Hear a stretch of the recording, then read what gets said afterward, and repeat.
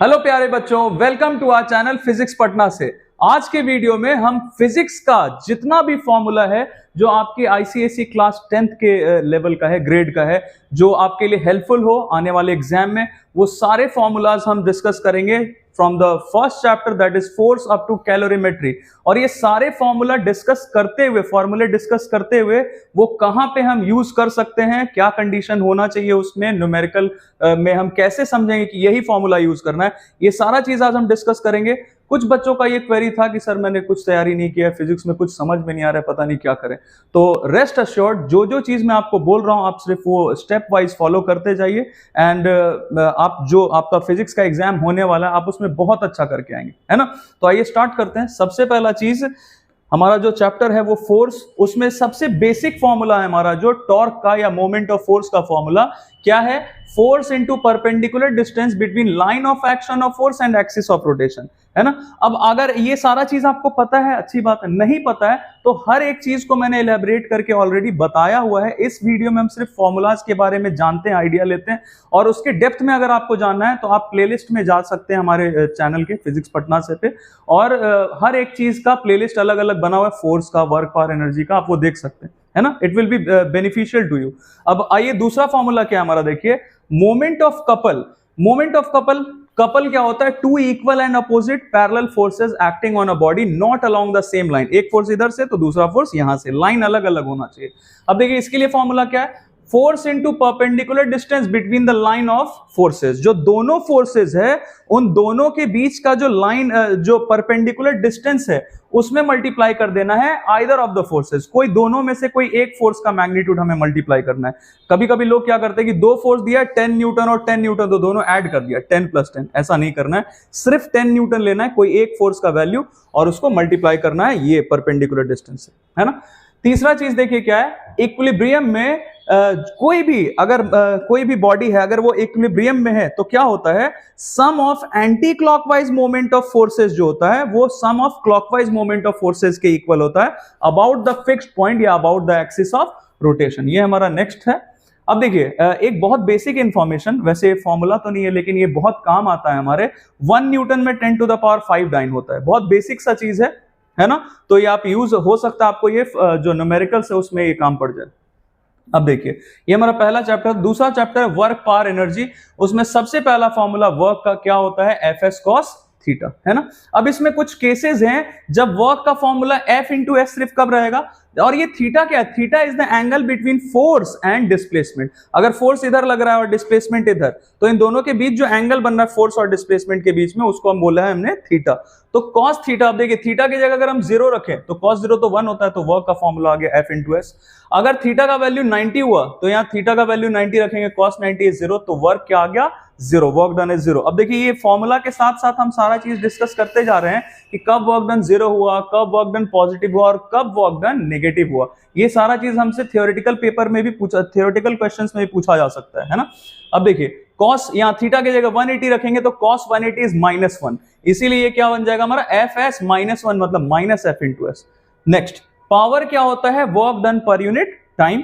तो वर्क के जगह पे हम और क्या लिख सकते थे, वर्क का फॉर्मूला होता है F × S, तो उसको आप सॉल्व करेंगे तो ये आ जाता है F × V, that is force × velocity. ये भी काफी यूजफुल है आपके लिए। बहुत बार न्यूमेरिकल्स में ऐसा होता है कि ना वर्क पता है और ना टाइम पता है, लेकिन बोला जा रहा है कि पावर फाइंड करो, तो हम क्या, फिर हम न्यूमेरिकल में क्या ढूंढेंगे, फोर्स दिया है कि नहीं, वेलोसिटी दिया है कि नहीं, तब भी हम पावर फाइंड कर सकते हैं। अब देखिए नेक्स्ट क्या है, ग्रेविटेशनल पोटेंशियल एनर्जी के लिए फॉर्मूला क्या है, m × g × h, mass of the body, acceleration due to gravity, and the height up to which the body is raised, है ना। जैसे जैसे हाइट बढ़ता जाएगा बॉडी का, वैसे वैसे पोटेंशियल एनर्जी भी बढ़ता जाएगा। तीसरा है काइनेटिक एनर्जी का फॉर्मूला 12 mv²। ओके, मास है, ये m मास है और v है वेलोसिटी बॉडी का। ओके, नेक्स्ट वन, ये क्या है, small p stands for momentum, जो कि किसका प्रोडक्ट है, mass and velocity of the body. Next formula है p²/2m इक्वल काइनेटिक एनर्जी। अब देखिए बहुत काम का चीज है, न्यूमेरिकल्स कभी कभी ऐसा दे दिया जाता है कि एक हेवी और एक लाइट बॉडी है और दोनों का मोमेंटम सेम है, मतलब ये मोमेंटम दोनों के लिए कांस्टेंट है। तो देखिए आपसे पूछा जाता है कि किसमें काइनेटिक एनर्जी ज्यादा होगा, तो हमें यहां से दिख रहा है कि ये मास नीचे और काइनेटिक एनर्जी इधर, तो अगर मोमेंटम कांस्टेंट है तभी सिर्फ ऐसा हो सकता है कि मास क्या हो गया, mass is inversely proportional to kinetic energy.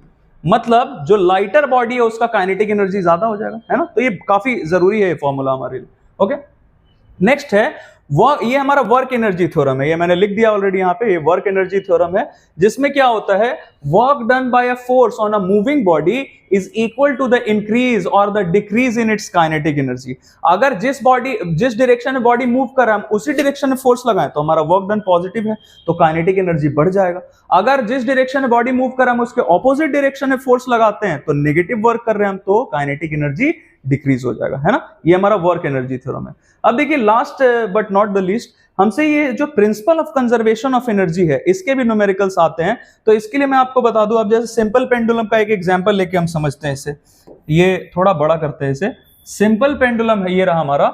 अब इसमें आपको दिख रहा होगा कि जो पोटेंशियल एनर्जी है वो कहां पे सबसे ज्यादा है। देखिए इस जगह पे, जिसको हम एक्सट्रीम बोलते हैं, क्योंकि यहाँ ये जो हमारा मीन पोजीशन है हम रेफरेंस लेवल लेते हैं, मतलब जहां पे हाइट क्या है, 0। रेफरेंस लेवल हम कहीं भी ले सकते हैं, हम बेंच पे भी ले सकते हैं रेफरेंस लेवल, अर्थ के सरफेस पे भी ले सकते हैं, और यहाँ रेफरेंस लेवल ये है। तो पोटेंशियल एनर्जी यहाँ पे 0 हो जाएगा क्योंकि हाइट 0 है। और जैसे जैसे इसकी तरफ बढ़ रहा है एक्सट्रीम की तरफ, वैसे वैसे हाइट बढ़ता जा रहा है, तो पोटेंशियल एनर्जी का वैल्यू बढ़ता जाएगा, दैट विल बी mgh। अगर ये बॉब जो है हमारा, इसका मास अगर m है तो। और फिर यहां जाके एक्सट्रीम पे जाके मोमेंटरीली बहुत कम इंटरवल ऑफ टाइम के लिए रुकता है। रुका मतलब काइनेटिक एनर्जी 0, काइनेटिक एनर्जी 0। और फिर जब ये यहां से नीचे आने लग गया तो हाइट कम होता जा रहा है, मतलब पोटेंशियल एनर्जी कम होता होता यहाँ पे हाइट 0 हो गया, तो पोटेंशियल एनर्जी भी 0। तो बचा क्या यहाँ पे, सारा का सारा पोटेंशियल एनर्जी कहां गया, it is converted into kinetic energy, that is mgh। और फिर इस एक्सट्रीम पे भी बिल्कुल वही होगा जो इस एक्सट्रीम पे था, लेकिन हमने नोट एक चीज क्या किया कि यहाँ पे जो टोटल मैकेनिकल एनर्जी है वो है mgh प्लस 0, मतलब mgh। और यही चीज यहां पे भी होगा, और यही टोटल एनर्जी यहां पे भी होगा, जो हमारा मीन पोजीशन है वहां पे भी, मतलब एनर्जी रिमेन्स कंजर्व। इसका कभी पोटेंशियल ज्यादा, कभी काइनेटिक ज्यादा, लेकिन टोटल एनर्जी हमेशा सेम ही रहेगा। ओके, आगे बढ़ते हैं। अब देखिए नेक्स्ट चैप्टर है हमारा मशीन। मशीन में सबसे बेसिक फॉर्मूला MA क्या होता है, mechanical advantage, that is load bye effort. बहुत सिंपल सा ये फॉर्मूला है और इससे रिलेटेड न्यूमेरिकल्स आते हैं, तो हम ये आसानी से यूज कर सकते हैं फॉर्मूलाज। नेक्स्ट है वेलोसिटी रेशियो, तो that is the velocity of effort to the velocity of load.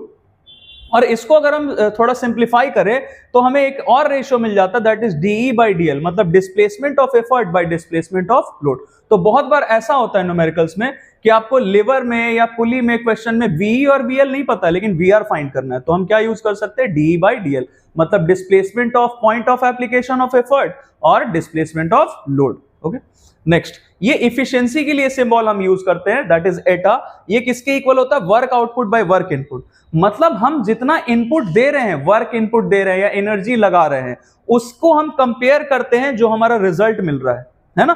जो हमारा रिजल्ट मिल रहा है उसको हम कंपेयर करते हैं टोटल से, मतलब ये चीज आप पहले से करते हैं, फ्रैक्शन जो होता है उसमें क्या करते हैं, पार्ट को टोटल से कंपेयर करते हैं। तो ये वर्क आउटपुट क्या है, पार्ट है जो एज अ रिजल्ट हमें मिल रहा है, और वर्क इनपुट क्या है, जो हम टोटल दे रहे हैं। तो work output by work input होता है efficiency. Okay, next one, MA equal efficiency into VR, ये रिलेशन है हमारा। बहुत बार ऐसा होता है न्यूमेरिकल्स में कि हमें VR पता है, एफिशिएंसी पता है, लेकिन MA नहीं पता है, MA पता करना है, या फिर कोई दो चीज पता है, MA और एफिशिएंसी पता है, VR नहीं पता है, तो हम यहां से पता कर सकते हैं।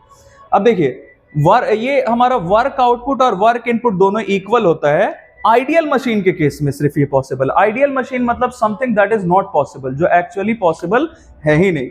तो वर्क आउटपुट और वर्क इनपुट इक्वल होता है, यही हमारा प्रिंसिपल ऑफ मशीन है। अगर पूछा गया प्रिंसिपल ऑफ मशीन क्या है, तो ये है for an ideal machine. Okay, next one, next question है हमारा कि प्रिंसिपल ऑफ लीवर क्या होता है। तो देखिए प्रिंसिपल ऑफ लीवर है हमारा, यहाँ पे लिखा हुआ है, ये बहुत फ्रिक्वेंटली यूज करते हैं हम न्यूमेरिकल्स में। जैसे एंटी क्लॉकवाइज मोमेंट, ये टॉर्क या फिर मोमेंट ऑफ लोड हम बोल सकते हैं, equal clockwise torque of effort, है ना, अबाउट द फल्क्रम। ये कब होता है, इक्विलिब्रियम में रहता है। थोड़ा ये चीज इधर चला गया, मैं बोल देता हूं आपको। क्लॉकवाइज टॉर्क या फिर clockwise moment of effort about fulcrum in equilibrium, अगर इक्विलिब्रियम में हुआ तभी ये पॉसिबल है। अब देखिए आगे बढ़ते हैं।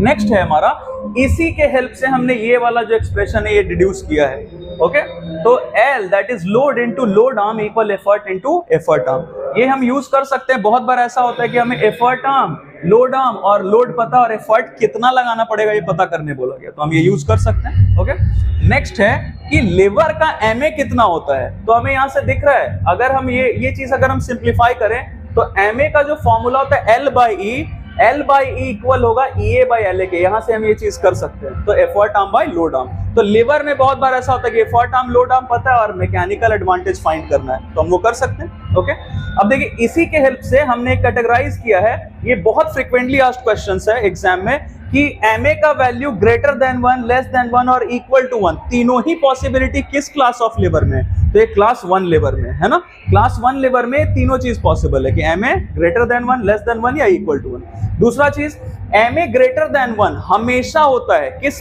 क्लास ऑफ लिवर के लिए? क्लास 2 के लिए, और इसीलिए ये हमेशा ही फोर्स मल्टीप्लायर है। तो हमसे पूछा जा सकता है कि which class of lever is always a force multiplier? तो class 2। Okay, next one, MA is less than 1, तो ऑलवेज स्पीड मल्टीप्लायर। ये नहीं दिख रहा है, थोड़ा कट गया इधर से, मैं बता देता हूं आपको।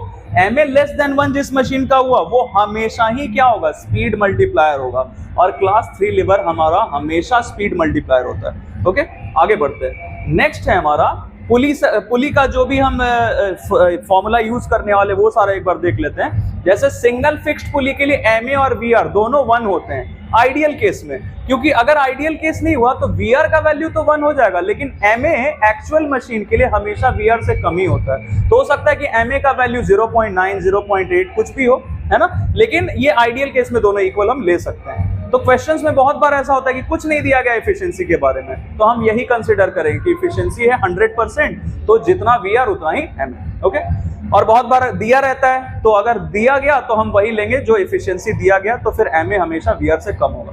नेक्स्ट है सिंगल मूवेबल पुली। ये सिंगल फिक्स्ड पुली के लिए था। सिंगल मूवेबल पुली के लिए देखिए क्या होता है, एमए 2 होता है और वीआर भी 2 होता है। अब ऐसा ही टोल्ड यू कि एमए अगर ग्रेटर देन 1 है तो ये मशीन क्या होता है? ये होता है फोर्स मल्टीप्लायर। तो यहां से हमें दिख रहा है कि एमए है इसका 2 या वीआर है 2, तो it is greater than 1। Ideal case में 2 2 है ना, तो ये हमारा फोर्स मल्टीप्लायर होगा सिंगल मूवेबल पुली। ओके, अब देखिए, और इसका एमए का वैल्यू हमारा एक्चुअल कंडीशन में लेस देन 1 होगा, तो it is a speed multiplier. Okay, sorry, it is being used to change the direction of effort. Ideal case में एमए और वीआर दोनों इक्वल है इसलिए। अब देखिए, ब्लॉक एंड टैकल सिस्टम में हमारा VR equal number of pulleys दिया हुआ है। ये बहुत इंपॉर्टेंट इंफॉर्मेशन है हमारे लिए। अब देखिए, वीआर हम फाइंड कर सकते हैं डायरेक्टली, कैसे? नंबर ऑफ पुलिस काउंट के, जो भी टोटल नंबर ऑफ पुलिस है लोअर और अपर ब्लॉक में मिला के वो काउंट करके हम वीआर का वैल्यू लिख सकते हैं। लेकिन सिर्फ कब? जब एफर्ट किधर लगे? डाउनवर्ड डायरेक्शन में। तो हम ब्लॉक एंड टैकल सिस्टम में हमेशा सबसे पहले ढूंढेंगे एफर्ट का डायरेक्शन। अगर एफर्ट का कोई डायरेक्शन दिया है तो ठीक है, नहीं दिया है तो हम वही लेंगे जो हमारे लिए कन्वीनियंट है, that is in downward direction. तो VR equal number of pulleys हो जाएगा।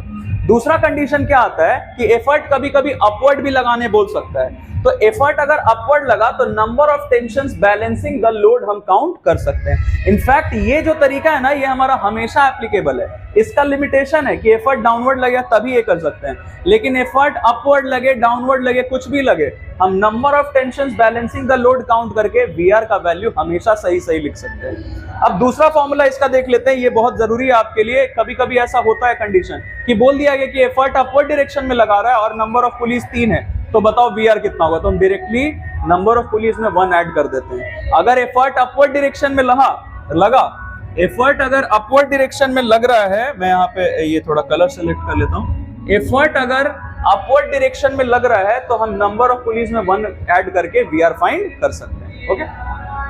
Okay, next one. अब देखिए, रिफ्रैक्शन ऑफ लाइट का कुछ फॉर्मूलाज है वो देख लेते हैं। जैसे सबसे बेसिक फॉर्मूला ये हमारा Snell's law, μ/1 = sin I by sin R। आपको इन सारे चीजों का मतलब पता होगा।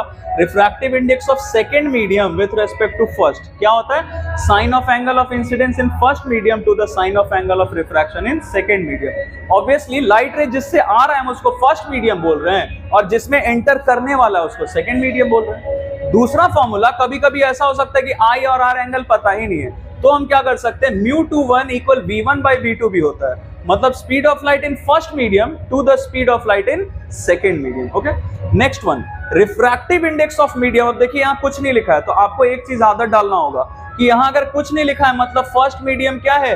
एयर है।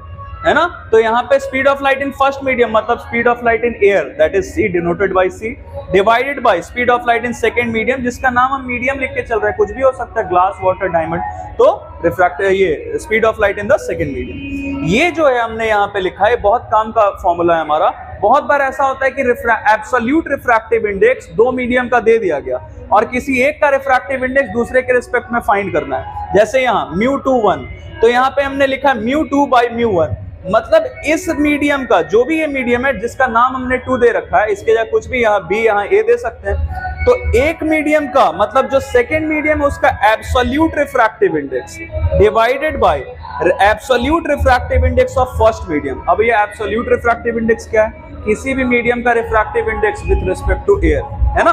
ओके, अब देखिए नेक्स्ट क्या है, v equal F lambda. v क्या होता है? वेव वेलोसिटी होता है, f फ्रीक्वेंसी होता है और लेमडा होता है वेवलेंथ। ये फॉर्मूला हम लाइट में भी यूज करते हैं, साउंड में भी यूज करते हैं, अभी आगे आपको दिखेगा। नेक्स्ट क्या है, mu medium equal refractive index of light in air by refractive index of light in the given medium. अब जैसे फिर यहाँ कुछ नहीं लिखा है मतलब एयर है, तो रिफ्रैक्टिव ये हमारा लेमडा क्या है? Wavelength of light in air, और ये क्या है? रिफ्रैक्टिव ये wavelength of light in the given medium जिसमें लाइट एंटर करने वाला है। ओके, फिर μ21 इक्वल क्या होता है? 1 बाई μ12। ये हमारा प्रिंसिपल ऑफ रिवर्सिबिलिटी है, इसका यूज कर सकते हैं हम न्यूमेरिकल सॉल्व करने के लिए कि जैसे refractive index of glass with respect to air दिया गया है और आपको बोला है कि refractive index of air with respect to glass निकालो, तो ये इसका रेसिप्रोकल होता है। ओके, नेक्स्ट क्या है, देखिए ये हमारा प्रिज्म का एक्सप्रेशन है, फॉर्मूला है। तो इसके लिए मैंने यहाँ पे ये रखा हुआ है, छोटा सा एक फिगर रख लिया है, इसके हेल्प से हम इस चीज को समझते हैं। देखिए क्या होता है, जैसे देखिए ये R1 प्लस R2, जैसे आपको यहाँ दिख रहा हो R1 ये R2। R1 क्या है? एंगल ऑफ रिफ्रैक्शन, और R2 क्या है? नाम इसका R जरूर है लेकिन है ये क्या? Angle of incidence in the second in the inside the prism, है ना। तो और ये हमारा R1 प्लस R2 का जो सम होता है वो किसके इक्वल होता है? एंगल ऑफ प्रिज्म के इक्वल। ये रहा हमारा एंगल ऑफ प्रिज्म। चाहे कैसा भी प्रिज्म हो, ये R1 और R2 का जो समेशन है वो हमेशा एंगल ऑफ प्रिज्म के इक्वल ही होगा, है ना। दूसरा हमारा है I1 प्लस I2। अब देखिए I1 यहाँ पे क्या है? ये है एंगल ऑफ इंसिडेंस, और I2 यहाँ क्या है? देखिए it is the angle of emergence. Generally I1 I2 से हम इसका नाम रखते हैं, ये एंगल ऑफ इंसिडेंस, ये एंगल ऑफ इमरजेंस, क्योंकि ये इमरजेंट है और ये नॉर्मल है। तो इन दोनों का जो सम होता है वो किसके इक्वल होता है? Angle of prism plus angle delta. ये है angle delta, that is the total angle of deviation. अब देखिए लाइट जा रहा था ऐसे, इसको ऐसा जाना चाहिए था, लेकिन दो बार रिफ्रैक्शन हुआ है, यहाँ पहली बार फिर यहाँ दूसरी बार, जिसकी वजह से लाइट ऐसे जाता जाता अपने ओरिजिनल पाथ से ऐसे डेविएट कर गया और ऐसे आया। तो ये टोटल एंगल ऑफ डेविएशन है हमारा। ओके, ये हो गया। अब देखिए, अब ये तो हमारा प्रिज्म का हो गया, इसको मैं हटाता हूं अभी फिलहाल। अब देखिए नेक्स्ट क्या है, ये हमारा रियल एंड अपैरेंट डेप्थ का न्यूमेरिकल छोटा छोटा आता है, उससे हम इसके हेल्प से वो सॉल्व कर सकते हैं। रिफ्रैक्टिव इंडेक्स ऑफ मीडियम मतलब जो भी हमारा डेंसर मीडियम है, क्योंकि रेयर मीडियम तो जनरली क्या है? एयर ही है। लाइट वाटर से, डायमंड से, ग्लास से, कहीं से भी बाहर आए तो आएगा कहाँ? एयर में। अगर कुछ स्पेसिफाइड नहीं है तो हम जनरली क्या लेंगे कि रेयर मीडियम क्या? एयर। तो रिफ्रैक्टिव इंडेक्स ऑफ मीडियम, यहाँ कुछ नहीं लिखा है मतलब एयर, तो it is equal to real depth मतलब जो ऑब्जेक्ट सच में जहां पे जितने डेप्थ पे वो रियल डेप्थ बाय उसका अपैरेंट डेप्थ मतलब जितने पे वो दिखता है, फॉल्स डेप्थ। ओके, इन सारे चीजों को again I am telling you कि ये जितना चीज है वो सब डेप्थ में बताया हुआ है। आप जा सकते हैं प्लेलिस्ट में और उसको एक एक करके समझ सकते हैं, वो आपके लिए बहुत बेनिफिशियल होगा। अब देखिए नेक्स्ट क्या है हमारा, ये शिफ्ट का फॉर्मूला है, यहाँ पे लिखा है शिफ्ट मतलब ऑब्जेक्ट है यहाँ लेकिन दिख रहा है यहाँ, तो ये शिफ्ट हो गया इतने से। तो ये शिफ्ट का हमारा फॉर्मूला होता है रियल डेप्थ ब्रैकेट में 1 माइनस 1 बाई म्यू मीडियम। तो बहुत बार ऐसा होता है कि ये दो चीज पता है, हमें शिफ्ट पता करना है, या कोई भी दो चीज दिया है और तीसरा पता करने बोला गया है ना। नेक्स्ट है mu medium equal 1 by sine C, जहां पे सी क्या है? Critical angle for the given pair of media. तो यहां से हमें दिख रहा है कि जो भी मीडियम है, जो डेंसर मीडियम है, जैसे डायमंड से एयर में जाना है, तो डायमंड हमारा जो डेंसर मीडियम है और यहाँ कुछ नहीं मतलब एयर है, तो इनवर्सली प्रोपोर्शनल होता है। हम ये चीज लिख सकते हैं यहाँ पे कि रिफ्रैक्टिव इंडेक्स जो होता है मीडियम का, या ऐसे लिख सकते हैं कि किसी भी मीडियम का जो क्रिटिकल एंगल होता है ना, it is inversely proportional to mu medium. तो बहुत इंपॉर्टेंट कंक्लूजन यहां से हमें मिला कि अगर किसी मीडियम का रिफ्रैक्टिव इंडेक्स ज्यादा है तो उसके लिए क्रिटिकल एंगल कम होगा। फॉर एन एग्जांपल, डायमंड के लिए लगभग 24 डिग्री होता है और वही ग्लास के लिए हमारा होता है 42 डिग्री। तो दोनों में अगर कंपेयर करें तो डायमंड का रिफ्रैक्टिव इंडेक्स ज्यादा होता है 2.41 अराउंड, तो इसीलिए उसका क्रिटिकल एंगल का वैल्यू कम होता है ना, एज कंपेयर टू ग्लास और वाटर कोई भी चीज। अब देखिए आगे बढ़ते हैं। नेक्स्ट है हमारा लेंस।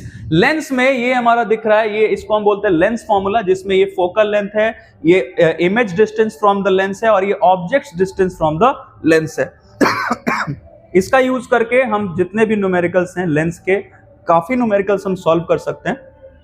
अब देखिए नेक्स्ट क्या है, इसको स्मॉल एम को हम बोलते हैं लीनियर मैग्निफिकेशन, जिसमें it is equal to the ratio of I and O. I क्या है, साइज ऑफ इमेज, और ओ क्या है, साइज ऑफ ऑब्जेक्ट।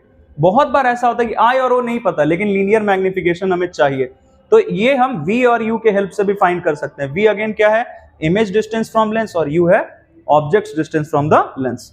अब देखिए नेक्स्ट है हमारा क्या, P, power in dioptre. Power जो जनरली हम फाइंड करते हैं किसी भी लेंस का, कॉन्वेक्स हो कॉनकेव हो कुछ भी हो, तो वो हम डायोप्टर में फाइंड करते हैं, ये इसका यूनिट है।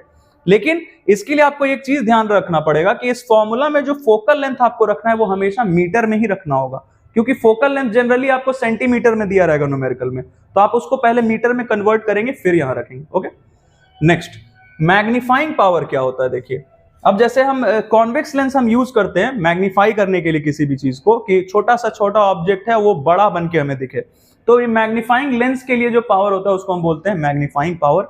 तो ये हम ऐसे फाइंड कर सकते हैं, वैसे इसका न्यूमेरिकल्स नहीं आता है, ये सिर्फ आपको रेफरेंस के लिए मैं बता रहा हूं कि मैग्नीफाइंग पावर क्या है, पूछा गया तो बता देंगे। ये होता है जिसमें कैपिटल डी है least distance of distinct vision. Distinct मतलब क्लियर, किसी भी चीज को अगर क्लियरली देखना है तो हमारे आंखों से उसका डिस्टेंस कम से कम कितना होना चाहिए, 25 सेंटीमीटर। ये नॉर्मल ह्यूमन आइज के लिए। अगर आप पेपर पढ़ते हैं तो ऐसे आप पढ़ सकते हैं, लेकिन ऐसे पढ़ सकते हैं क्या, नहीं। तो क्यों, क्योंकि वो आपके जो लीस्ट डिस्टेंस होना चाहिए जो 25 सेंटीमीटर का, उससे भी कम हो गया, इसीलिए आप उसको क्लियरली नहीं देख पाते हैं, पढ़ पाते हैं, ब्लरिश दिखता है आपको, है ना। और ये देखिए ये जितना चीज मैंने आपको बताया ना, साइन कन्वेंशन के बिना ये सारा चीज अधूरा है। तो आप साइन कन्वेंशन, मैं आपको छोटा सा हिंट वैसे दे देता हूं, और अगर आपको इसको पूरे डेप्थ में समझना है तो मैंने लेंस के लिए एक अलग से ही वीडियो बनाया हुआ है, जिसको देखने के बाद आप सारा का सारा न्यूमेरिकल सॉल्व कर सकते हो। उसमें साइन कन्वेंशन सारा चीज बताया हुआ है मैंने, तो आप उसका प्लेलिस्ट खोल सकते हैं लेंस का और देख सकते हैं। अब देखिए नेक्स्ट क्या है, ये मैं थोड़ा आपको बता दूं, जो भी डिस्टेंस हम इंसिडेंट रे के डायरेक्शन में मेजर करते हैं ना, वो सब पॉजिटिव लेना होता है हमें। जैसे ये हमें इंसिडेंट रे का डायरेक्शन दिख रहा है टुवर्ड्स राइट, तो जो भी डिस्टेंस राइट में मेजर करेंगे वो सब पॉजिटिव होगा। जैसे फोकल लेंथ बोला गया, सेकंड फोकल लेंथ, तो हम ऑप्टिकल सेंटर शुरू है राइट बढ़े तो हम पॉजिटिव लेंगे। लेकिन वही अगर ऑब्जेक्ट का डिस्टेंस पूछा गया तो हम ऑप्टिकल सेंटर शुरू हुए और किधर बढ़ रहे हैं, टुवर्ड्स लेफ्ट, मतलब इंसिडेंट रे के ऑपोजिट, तो यू का वैल्यू नेगेटिव हो गया, है ना। अब देखिए जो भी डिस्टेंस, जो भी लेंथ हम प्रिंसिपल एक्सिस के ऊपर मेजर करते हैं सब पॉजिटिव होता है, और जो भी नीचे मेजर करते हैं प्रिंसिपल एक्सिस के सब नेगेटिव। जैसे इसमें देखिए ऑब्जेक्ट है, तो ऑब्जेक्ट तो प्रिंसिपल एक्सिस के ऊपर, तो ओ हमेशा ही पॉजिटिव होता है। लेकिन आई, साइज ऑफ इमेज, ये यहाँ नेगेटिव हो गया क्योंकि ये प्रिंसिपल एक्सिस के नीचे रियल है और इन्वर्टेड है, तो आई के आगे माइनस लगाते हैं। तो ये आपको ध्यान रखना होगा, जितने फॉर्मूलाज हैं इसमें साइन कन्वेंशन अप्लाई करके ही सारा वैल्यूज पुट करना है, तो कोई दिक्कत नहीं आएगा फिर, है ना। आइए आगे बढ़ते हैं। स्केटरिंग ऑफ लाइट में दो तीन फॉर्मूलाज है छोटा छोटा, जो आपको जो कॉन्सिक्वेंसेज होते हैं वो एक्सप्लेन करने बड़ा काम आएगा। जैसे हमें पता है कि जब डिस्पर्शन ऑफ व्हाइट लाइट होता है तो सबसे नीचे कौन दिखता है, वायलेट, और सबसे ऊपर कौन दिखता है, रेड, क्योंकि रेड सबसे कम डेविएट करता है अपने पाथ से। रीजन बीइंग कि इसका जो वेवलेंथ है रेड का वो सबसे ज्यादा है, तो वो सबसे कम डेविएट करता है, देखिए। और वायलेट का वेवलेंथ सबसे कम है तो सबसे ज्यादा डेविएट करता है, उसका रीजन ये है ना, angle of deviation is inversely proportional to lambda, है ना। चलिए आगे बढ़ते हैं। नेक्स्ट है स्केटरिंग ऑफ लाइट में क्या होता है। जैसे ये पार्ट मैंने आपको ये डिस्पर्शन वाला भी बता दिया इसी में, स्पेक्ट्रम वाले पार्ट में ही। स्केटरिंग में क्या होता है, मतलब लाइट का बिखर जाना अलग अलग डायरेक्शंस में। ये आपको पता होगा, नहीं पता है तो आप देख सकते हैं, सारा चीज है हमारे चैनल पे, आपको देख सकते हैं। अब जैसे ये आई यहाँ पे क्या है, इट इज द इंटेंसिटी, मतलब अमाउंट ऑफ स्केटर्ड लाइट। तो ये इनवर्सली प्रोपोर्शनल होता है फोर्थ पावर ऑफ वेवलेंथ के, मतलब कौन सा लाइट सबसे ज्यादा बिखरेगा, जिसका वेवलेंथ सबसे कम है। जैसे वायलेट का वेवलेंथ सबसे कम है तो वो सबसे ज्यादा बिखरेगा। अब ऐसा होता कब है, ये जरा देखिए। यहाँ पे मैंने लिखा हुआ है, ये थोड़ा ये पार्ट हट गया है, साइज ऑफ एयर मॉलिक्यूल, ये अगर बड़ा हुआ ना, size of air molecule is sorry less than the wavelength of light, अगर लाइट के वेवलेंथ से ये चीज छोटा हुआ, कम हुआ, साइज ऑफ एयर मॉलिक्यूल या डस्ट पार्टिकल जिससे स्केटरिंग होने वाला है, तो ये कंडीशन होता है। वायलेट ज्यादा स्केटर्ड करेगा या फिर रेड सबसे कम स्केटर्ड होगा, बिखरेगा। और दूसरा कंडीशन क्या है कि अगर साइज ऑफ एयर मॉलिक्यूल आपको दिख रहा होगा greater than wavelength of light, जैसे कि क्लाउड्स में जो ये एयर मॉलिक्यूल या डस्ट पार्टिकल या वाटर मॉलिक्यूल्स कुछ भी ले सकते हैं, तो जिस भी चीज से स्केटरिंग होने वाला अगर उसका साइज वेवलेंथ ऑफ लाइट से बड़ा है तो कोई कम और कोई ज्यादा स्केटर्ड नहीं होता, बिखरता नहीं है, सब एक ही एक्सटेंट तक स्केटर्ड होते हैं, है ना। नेक्स्ट आइए आगे बढ़ते हैं। साउंड के लिए हमारा ये एज आई टोल्ड यू कि लाइट में और साउंड में दोनों में ये एक्सप्रेशन हम यूज करते हैं। ये फ्रीक्वेंसी, ये टाइम पीरियड, ये एक दूसरे के इनवर्सली प्रोपोर्शनल है। नेक्स्ट है हमारा, ये होता है speed of a transverse wave, ये है ना, ये speed of a transverse wave है, तो ये हो सकता है एमसीक्यूज में आपसे पूछ लिया जाए। न्यूमेरिकल्स फिलहाल इससे आपका नहीं आता है। तो ये क्या होता है, ये कैपिटल टी है टेंशन इन द स्ट्रिंग और एम है mass of the string, thickness हम बोल सकते हैं या mass per unit length of the string बोल सकते हैं, है ना। नेक्स्ट है, ये लॉन्गिट्यूडनल वेव के लिए स्पीड होता है, जिसमें क्या है, ये गामा कांस्टेंट होता है जो कि एयर के लिए 1.41 होता है, वो वैल्यू फिक्स्ड है। और ये कैपिटल पी है प्रेशर ऑफ द मीडियम और रो है डेंसिटी ऑफ द मीडियम। तो ये सब रेफरेंस के लिए आपको बता रहा हूं क्योंकि ये सारा चीज आपसे थ्योरी में पूछा जा सकता है। नेक्स्ट देखिए क्या है, V equal 2 into D by T. Echo का हम ये एग्जाम्पल ले रहे हैं, है ना। एको का जितना भी न्यूमेरिकल से आप सारा इससे बना सकते हैं, क्योंकि एको में होता क्या, लाइट को साउंड को जितना जाना है उतना ही आना भी है, तो डिस्टेंस d जाना है और d आना है, तो टोटल डिस्टेंस 2d और टाइम से डिवाइड कर देंगे तो ये क्या आ जाएगा, स्पीड ऑफ साउंड आ जाएगा, है ना। ये न्यूमेरिकल बड़ा फ्रीक्वेंटली पूछा जाता है कि एम्पलीट्यूड बढ़ गया, ट्वाइस हो गया, थ्राइस हो गया, तो बताओ लाउडनेस का क्या होगा। तो loudness is directly proportional to square of amplitude. अब आपको यहां से दिख रहा है कि L1 L2, ऐसा क्वेश्चन अगर पूछा गया कि पहले का लाउडनेस ये था, एम्पलीट्यूड थ्राइस कर दिया, तो बताओ नया लाउडनेस क्या होगा। तो हम ऐसा कर सकते हैं, L1 by L2 मतलब पहले का लाउडनेस नए वाले लाउडनेस से कंपेयर करेंगे तो ये किसके इक्वल होगा, A1 by A2 का होल स्क्वायर, क्योंकि A स्क्वायर के डायरेक्टली प्रोपोर्शनल, तो L1 के कॉरेस्पॉन्डिंग A1 और L2 के कॉरेस्पॉन्डिंग A2। ओके, नेक्स्ट देखिए, नेक्स्ट है हमारा करंट इलेक्ट्रिसिटी, जिसमें जो सबसे बेसिक फॉर्मूला है करंट का, करंट क्या होता है, चार्ज पर unit time, flow of charge पर unit time, that is Q by. अब कौन सा चार्ज फ्लो कर रहा है, इलेक्ट्रॉन फ्लो कर रहा है। तो बहुत बार ऐसा होता है कि नंबर, ये n क्या है, नंबर ऑफ इलेक्ट्रॉन्स, और e क्या है, magnitude of charge on an electron. तो अगर कितना इलेक्ट्रॉन फ्लो कर रहा है, उसको एक इलेक्ट्रॉन पे कितना चार्ज, उससे मल्टीप्लाई कर दिया तो टोटल चार्ज पता चल जाएगा, और ये है रहा t। v equal W by Q, ये है हमारा electric potential at a point का एक्सप्रेशन, जो डिफाइन कर सकते हैं हम। अगर आपको उसमें दिक्कत है, ये सारा चीज उसमें डिफाइन किया, बहुत अच्छे से इलेबरेट किया, आप वो देख सकते हैं। ओके, नेक्स्ट है ये potential difference between two points है, VA माइनस VB, ये होता है WA minus WB by Q। Okay, next ये हमारा ओम्स लॉ है, V इक्वल IR, जिसमें आपको पता है ये potential difference between two points है, ये हमारा करंट और ये रेजिस्टेंस है। नेक्स्ट है conductance, conductance is the reciprocal of resistance, है ना। Next R equal rho L by A. अब देखिए ये न्यूमेरिकल में बड़ा यूज करते हैं ये चीज। रेजिस्टेंस का पहला एक फॉर्मूला हमें यहां से मिल जाएगा, रेजिस्टेंस क्या हो जाएगा, V बाई आई। मैं लिख देता हूं यहां आपके लिए, रेजिस्टेंस क्या हो जाएगा यहां से, V बाई आई हो सकता है। अब देखिए ये जितना फॉर्मूलाज मैं आपको बता रहा हूं, ये सारा आप एक जगह नोट कर लीजिए, और उसके बाद आने वाले वीडियोस में मैं जब आपको बताऊंगा कि किसका कैसा कैसा क्वेश्चंस आता है बोर्ड्स में, उसको हम कैसे टैकल कर सकते हैं, तो वो आपके लिए हेल्पफुल होगा, है ना। फिलहाल आप जितना बता रहा हूं उसको आप पॉज भी कर सकते हैं और वीडियो से और नोट कर सकते हैं सारे फॉर्मूलाज को, एक जगह मैंने आपके कन्वीनियंस के लिए इसको कर दिया। अब देखिए नेक्स्ट क्या है, R equal rho L by A, जहां पे रो क्या है, स्पेसिफिक रेजिस्टेंस होता है, L क्या है, लेंथ ऑफ द कंडक्टर, और A है area of cross section of the conductor होता है ना। अब देखिए यहां से जैसे हमसे क्वेश्चन में फिर से वही चीज कि पहले रेजिस्टेंस इतना था, बाद में लेंथ डबल कर दिया या हाफ कर दिया, तो बताओ नया रेजिस्टेंस क्या होगा। तो उसके लिए हम ये फॉर्मूला डायरेक्टली यूज कर सकते हैं, R1 by R2 equal L1 by L2, है ना। और अगर एरिया ऑफ क्रॉस सेक्शन इसमें हम कांस्टेंट रख रहे हैं, पहले के जितना ही रख रहे हैं तब, ओके। और रेजिस्टेंस ऑब्वियसली स्पेसिफिक रेजिस्टेंस भी सेम रहना चाहिए, सेम मटेरियल का, तो ये चीज हम यूज कर सकते हैं, okay. Next one, R1 by R2 equal A2 by A1, है ना, क्योंकि ये इसके इनवर्सली प्रोपोर्शनल होता है एरिया ऑफ क्रॉस सेक्शन के। तो यहाँ R1 तो इसके कॉरेस्पॉन्डिंग 2, R2 के corresponding 1। Okay, next one, conductivity क्या है? जैसे स्पेसिफिक रेजिस्टेंस को ही हम रेजिस्टिविटी भी बोलते हैं, तो कंडक्टिविटी क्या है? ये सिग्मा है, इस सिंबल से यूज कर रिप्रेजेंट करते हैं कंडक्टिविटी को, तो it is the reciprocal of resistivity. Okay, आगे बढ़ते हैं। अब देखिए, ये epsilon equal capital V plus small b, जहां पे एप्सिलॉन क्या है? EMF of the cell, capital V है टर्मिनल वोल्टेज, स्मॉल v है वोल्टेज ड्रॉप। यहां से एक चीज हम डिड्यूस कर सकते हैं कि कैपिटल V इक्वल होता है capital I into capital R।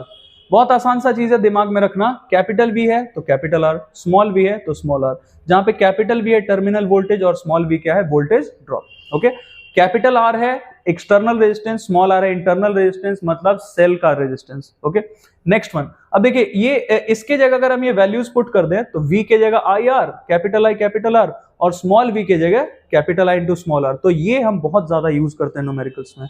Capital I common ले लिया और ये क्या हो गया? एक्सटर्नल प्लस इंटरनल, मतलब टोटल रेजिस्टेंस।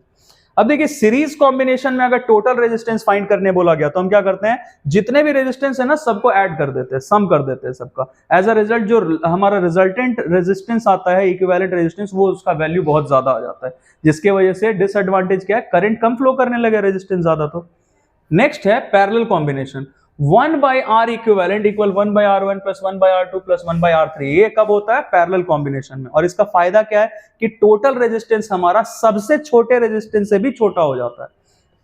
ओके, नेक्स्ट, ये है W है हमारा इलेक्ट्रिकल एनर्जी, जिसका बेसिक फॉर्मूला है VIT, जहां पे V आपको पता है वोल्टेज, पोटेंशियल डिफरेंस, करंट, और ये है टाइम। अब अगर बहुत बार ऐसा होता है न्यूमेरिकल्स में कि आपको करंट पता ही नहीं, तो करंट हटा देंगे, करंट की जगह हम क्या लिख सकते हैं?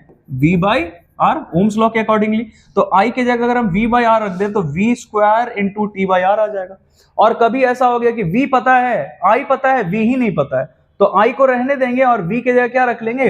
V के जगह रख लेंगे हम I इंटू R। तो देखिए, V के जगह रखा I इंटू R और एक I पहले से, तो I स्क्वायर RT। फिर वैसे ही पावर क्या होता है? एनर्जी कंज्यूम्ड पर यूनिट टाइम, तो एनर्जी का फॉर्मूला हम रखेंगे VIT/T, तो इट विल बिकम VI। बहुत बार ऐसा होता है कि I नहीं पता है, तो I को हटा देंगे, I के जगह क्या रखेंगे? V/R, तो ये बन जाएगा V स्क्वायर बाई R। फिर अगर V पता है, I पता है और V नहीं पता है, तो हम V के जगह क्या रख सकते हैं? I इंटू R, तो ये बन जाएगा I स्क्वायर R। देखिए, ये सारा फॉर्मूलाज ये आपको याद करने की जरूरत नहीं है, ये यहीं से आ रहा है सारा चीज, बेसिक फॉर्मूला से ही VI, और ये आप डिड्यूस कर सकते हैं। नेक्स्ट है, आपसे इलेक्ट्रिसिटी बिल कैलकुलेट करने के लिए बोला जाता है। तो इलेक्ट्रिसिटी बिल कैलकुलेट करने के पहले आपको ये फाइंड करना पड़ेगा कि टोटल एनर्जी हमने कंज्यूम कितना किया है। तो टोटल एनर्जी हमारा क्या होता है? यहां पे मैंने लिखा था, ये थोड़ा हट गया ये पार्ट, मैं आपके लिए कर देता हूं। जैसे यहां पे ये मैं लिख देता हूं, यहां पे क्या है देखिए, ये है पावर दिया हुआ है किलोवाट में, और टाइम अगर आर में दिया रहता तो पावर इंटू टाइम कर देंगे तो एनर्जी आ जाएगा किसमें? किलोवाट आर में, किलोवाट इंटू आर, क्योंकि पावर होता है एनर्जी बाई टाइम। तो यहां से एनर्जी आप फाइंड कर सकते हैं, एनर्जी क्या हो जाएगा? Power into time. तो पावर का यूनिट रखा किलोवाट और टाइम का आर, तो दोनों मिलकर क्या आ जाएंगे? एनर्जी किस में आ जाएगा? किलोवाट आर में। बहुत बार ऐसा होता है कि टाइम तो आर में दिया हुआ है, ये यहां पे लिख देते हैं टाइम तो आर में है, लेकिन ये जो पावर है वो वॉट में है, तो ये 1000 से डिवाइड करना पड़ेगा, तब ये किलोवाट में आएगा, फिर हम ये काम कर सकते हैं। बहुत बार ऐसा होता है कि ये हमारा वोल्टेज दिया हुआ है वोल्ट में और करंट दिया हुआ आई है ना, ये मैं आपके लिए यहां पे लिख देता हूं, करंट दिया हुआ है। तो अगर हमें एनर्जी फाइंड करना है तो हम देखिए क्या करेंगे, V दिया है किसमें? वोल्ट में, और फिर करंट दिया है एम्पियर में, और टाइम दिया है आर में। तो आपको दिख रहा होगा यहां से कि वोल्ट और एम्पियर दोनों का ऐसा यूनिट है, तो V इंटू आई करेंगे तो पावर आता है, V इंटू आई करेंगे तो पावर आता है, और ये भी किस में आएगा? ऐसा यूनिट में ही, मतलब वॉट में आएगा। तो फिर से हमें इसको 1000 से डिवाइड करना पड़ेगा, तब जाके पावर आएगा किलोवाट में और टाइम आएगा आर में, तो हम ये मल्टीप्लाई करके किलोवाट आर में फाइंड कर सकते हैं। And the last thing is heating energy, heating effect of current, या इसी को हम जूल्स लॉ ऑफ हीटिंग भी बोलते हैं, that is equal to H equal I square RT, जहां पे I क्या होता है? करंट जो फ्लो कर रहा है, R resistance of the conductor, और टाइम T क्या है? Time for which the current flows through the conductor, है ना। ओके, आगे बढ़ते हैं। नेक्स्ट है हमारा इलेक्ट्रोमैग्नेटिज्म का। इसमें न्यूमेरिकल्स तो आते नहीं है, लेकिन कुछ कुछ ऐसा चीज है जिसका आपको जरूरत पड़ेगा थ्योरेटिकल पार्ट में भी, जैसे F इक्वल IBL। तो ये F क्या है? लॉरेंज फोर्स है that is experienced bye a conductor, जब आप उसको किसी मैग्नेटिक फील्ड में प्लेस करते हैं। और करंट का और मैग्नेटिक फील्ड का डायरेक्शन अलग अलग होना चाहिए, है ना। अगर सेम रहा या पैरेलल रहा तो वो कोई फोर्स एक्सपीरियंस नहीं करता है। I क्या है? करंट हमें पता है। B होता है स्ट्रेंथ ऑफ मैग्नेटिक फील्ड, और L होता है length of the conductor. Okay, फिर ये जो चीज मैंने यहाँ पे लिखा है ना, यही हमारा फैराडेज का सेकंड लॉ है, Faraday's second law of electromagnetic induction. तो ये है क्या, देखिए जरा, इसी से हमें इसका फॉर्मूला मिल गया कि जो EMF है उसका मैग्नीट्यूड किसके इक्वल होता है? तो it is equal to the change in magnetic flux linked with the coil per unit time. अब देखिए ये जो चीज मैंने यहाँ पे लिखा है ये ट्रांसफॉर्मर से रिलेटेड है, और इसके लिए ये जो स्मॉल n है इसको हम बोलते हैं टर्न्स रेशियो। टर्न्स रेशियो क्या होता है? It is the ratio of number of turns in the secondary coil to the number of turns in the primary coil. बहुत बार ऐसा होता है कि इसके ये चीज हमें नहीं पता है, ये पता है तो हम इससे भी टर्न्स रेशियो या इससे भी टर्न्स रेशियो फाइंड कर सकते हैं। Epsilon S by epsilon P मतलब EMF in secondary coil, EMF in primary coil. IP मतलब current in primary coil, current in secondary coil. तो आपको ये दिख रहा होगा कि इनवर्सली प्रोपोर्शनल है। सेकेंडरी कॉइल में अगर EMF ज्यादा है तो उसमें करंट कम, अगर प्राइमरी कॉइल में EMF कम है तो उसमें करंट ज्यादा होगा। अब देखिए हमसे थ्योरेटिकल क्वेश्चन में डायरेक्टली पूछा जाता है कि स्टेप अप ट्रांसफार्मर के लिए टर्न्स रेशियो का वैल्यू क्या होगा? तो it will be greater than 1। क्यों भाई? क्योंकि इसमें number of turns secondary coil में जो है वो number of turns in primary coil से ज्यादा रहता है। तो ऑब्वियसली न्यूमरेटर बड़ा है डिनोमिनेटर से, तो n का वैल्यू ग्रेटर देन 1 होगा, है ना। नेक्स्ट है n का वैल्यू लेस देन 1 किसके लिए होगा? स्टेप डाउन ट्रांसफार्मर के लिए, क्योंकि इसमें ns is less then np, मतलब number of turns in secondary coil is less then number of turns in primary coil. तो ऑब्वियसली न्यूमरेटर छोटा और डिनोमिनेटर बड़ा, तो n का वैल्यू लेस देन 1 आएगा। ओके, नेक्स्ट कैलोरीमेट्री, और ये हमारा पहला फॉर्मूला कैलोरीमेट्री का। Q होता है heat energy, heat energy absorbed हो या हीट एनर्जी लॉस्ट हो, दोनों के लिए हमारा यही फॉर्मूला है mc डेल्टा टी। अगर टेम्परेचर बढ़ रहा है तो हीट एनर्जी अब्सॉर्ब्ड होगा, टेम्परेचर कम हो रहा है तो हीट एनर्जी लॉस्ट होगा। ओके, नेक्स्ट है कि अगर डिग्री सेल्सियस में टेम्परेचर दिया गया तो उसको केल्विन में कैसे चेंज करें?